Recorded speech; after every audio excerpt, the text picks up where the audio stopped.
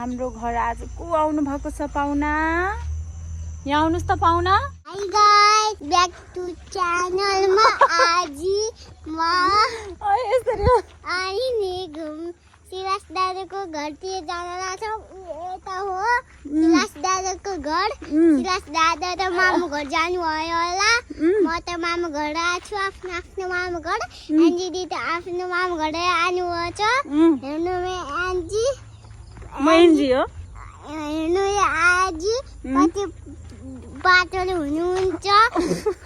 अनि मलाई आइसक्रिम ल्याइदिनु भएको छ अनि मिठाई दुईटा आइसक्रिम अनि नि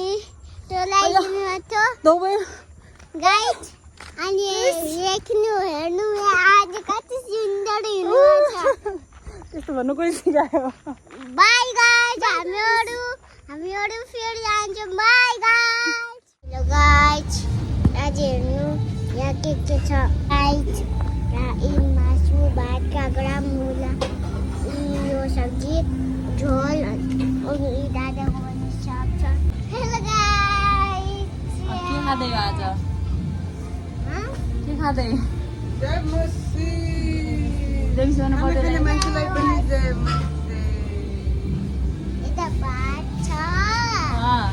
यता सब्जी छ यता मासु छ यता हाम्रो घर हेर्नुहोस् त को आउनुभयो समयरा मेरो मम्मी वाउ यो सिरास दादाको लागि है अनि बजेलाई पनि हामी बोलाउने छौँ मम्मी यहाँनिर ओहो ओ माई गड अर्ग्यानिक आमामा कोसेली यति धेरै छ है साथीहरू यो पनि कोसेली एउटा यो कोसेली चाहिँ अस्ति नै आएको ओ माई गड बिहान बिहान यही गर्नु लागिसक्यो हजुर त्यही त घ्यार पारेको देखेको थिएँ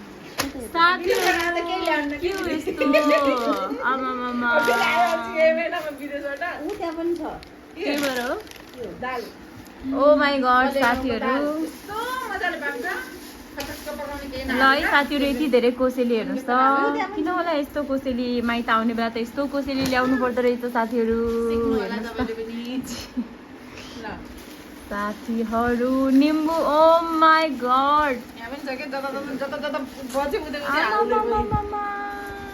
किन होला यस्तो के साह्रो ब्याक टु च्यानलमा अब हामीहरू आज सिराज दादाको घरमा जान्छ ओ माई गड खै खुट्टा उता फाल्नु त मम्मी आऊ आमा किन यस्तो कसैले यति धेरै आमा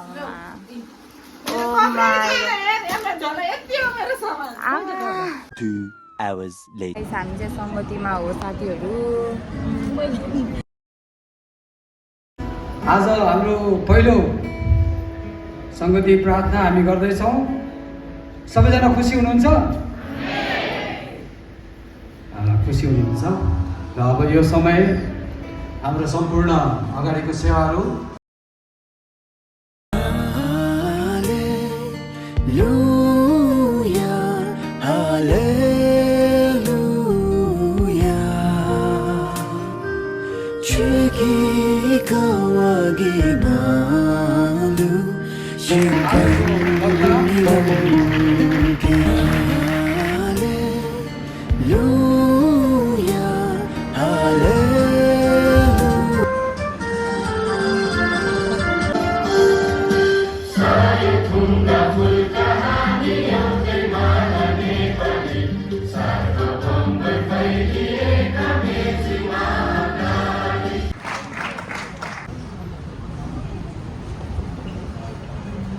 जय मसी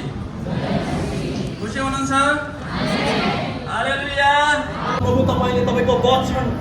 बाइबल के हो भन्ने विषयमा प्रभु यसरी प्रभु तपाईले यो सिकाउनमा प्रभु तपाईले मलाई सहायता गर्नुभयो म त केही होइन तपाईँ परमेश्वर हुनुहुन्छ सबै कुरा प्रभु आजको बिहानी प्रभु यो पुस्तामाथि यो कुरालाई बोल्नुहोस् यो पुस्ताले तपाईको वचनलाई बुझ्नु आजको प्रतिभाको कार्यतालिका अनुसार चाहिँ पहिलो दिन नयाँ जीवन चर्च नयाँ मुक्ति चर्च, ग्रेस भिजन चर्च, पुनरुत्थान चर्च। कृष्णै बुझाउन पृष्ठमा बाँचेर सबैलाई बजाउन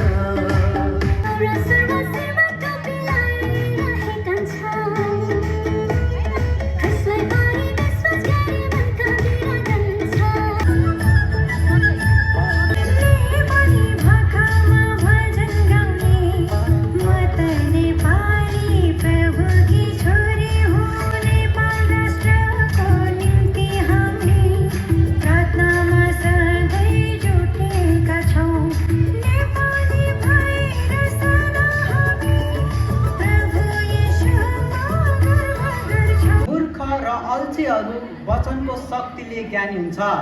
भन्दाखेरि मैले अघि नै भने हिब्रूको किताब 4 अध्यायको 12 र 13 पदमा, किनकि परमेश्वरको वचन जीवित र क्रियाशील हुन्छ र कुनै पनि दुई धारे तरबार भन्दा धारिलो हुन्छ। यसले प्राण र आत्मालाई त्यसको जोर्नी र हाडको गुदीसम्मलाई भाग भाग पारुन्जेल वार पार छेड्ने र हृदयका विचार र इच्छा जाँच्ने सक्ने हुन्छ। Ready? 1, 2, 3, go!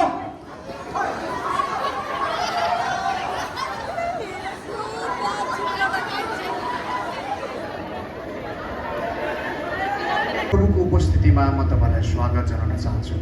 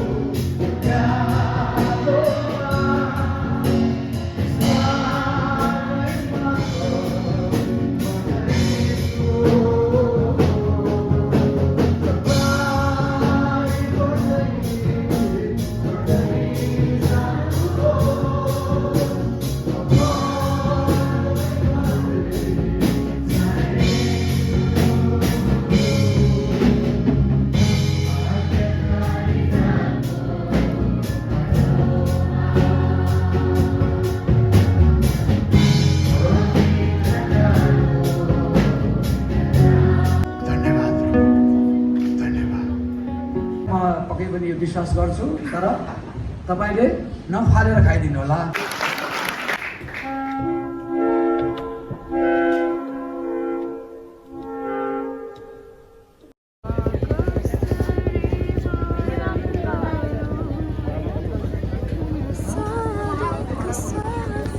High guys, high high, खै ब्याउलीलाई देखाउँ न। हाई